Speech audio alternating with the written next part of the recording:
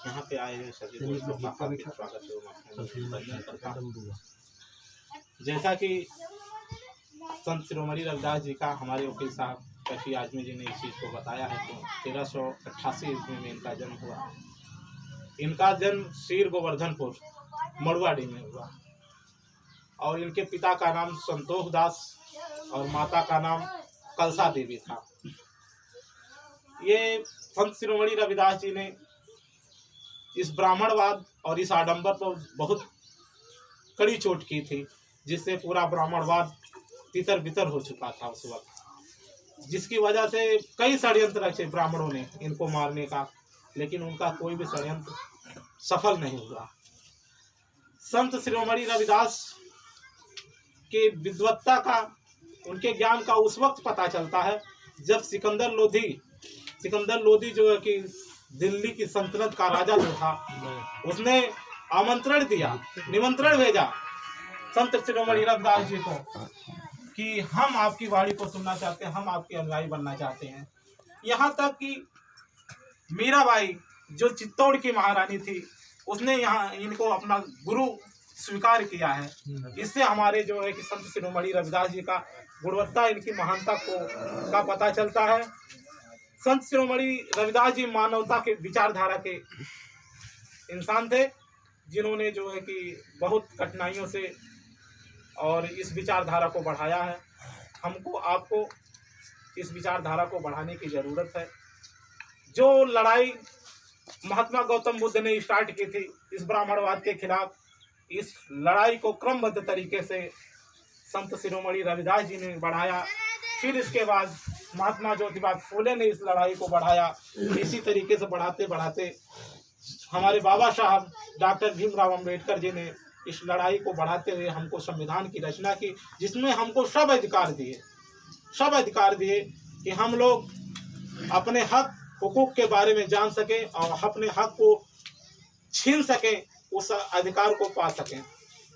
बाबा साहब का जो मंत्र था, शिक्षित बनो, संगठित बनो और संघर्ष करो। हमारे समाज में सबसे बड़ी बात है, शिक्षा तो लोग ले लेते हैं, शिक्षा लोग ले लेते हैं और कामयाब हो जाते हैं, लेकिन अपने समाज को भूल जाते हैं। ये नहीं होना चाहिए। आप अगर कामयाब हुए हो तो अपने पीछे अपने समाज का भी ध्यान रखो। साहब बाबा साहब ने एक बात कही थी कि अपनी कमाई का 1/5 हिस्सा अपने समाज को दान कर दो।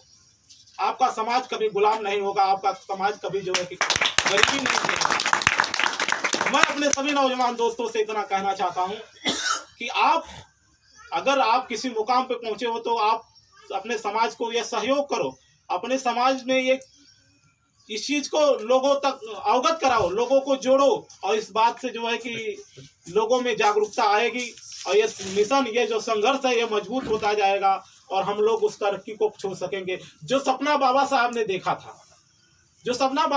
देखा था कि हम वकील, डॉक्टर, मास्टर जो बनेंगे, अगर ऐसा लोग बनेंगे तो हमारा समाज तरक्की करेगा। जब तरक्की करेगा तभी हमारा विकास संभव है।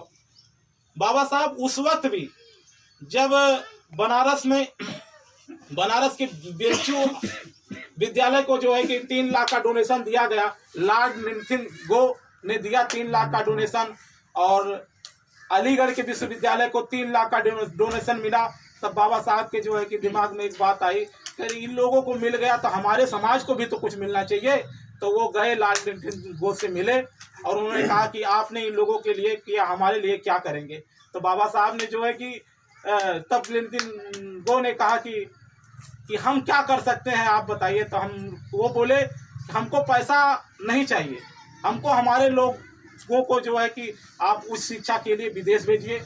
तो बाबा साहब ने कोलंबो प्लान के तहत जो है कि यहाँ से पहले 16 लोगों की तादाद विदेश में भेजे, और जो है कि वो लोग जब गए तो दूसरी प्लान भी थी, 15 लोगों की टीम गई, और जब वो लोग वहाँ से वापस आए पढ़ लिख कर, कुछ लोग तो वहीं बस गए, लेकिन कुछ लोग यहाँ पे जब आए तो उन्होंने जो है कि अपने स्वार्थ बस इस आडंबर में वो लोग जुड़ गए, जिसमें उन लोगों में से आए हुए 3 लोगों ने इस समाज के लिए संघर्ष किया है।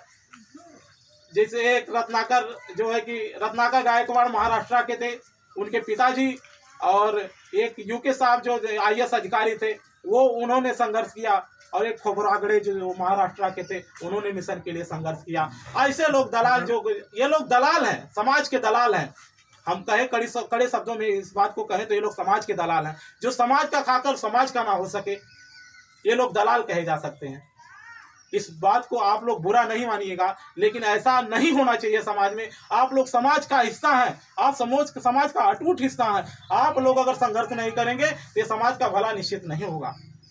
इसीलिए आप लोगों से आग्रह यही है, हमारे सभी नौजवान दोस्तों से आग्रह है कि आप लोग समाज के साथ जो है कि इस लड़ाई को, समाज में जो है कि जो व्याप्त बुराइयां हैं इसको दूर करिए और लोगों को एकजुट करिए और मजबूती लाइए। हमारा यही कहना है। इसी बाड़ी के साथ मैं अपनी बाड़ी को विराम देता हूँ। जय भीम, जय भारत।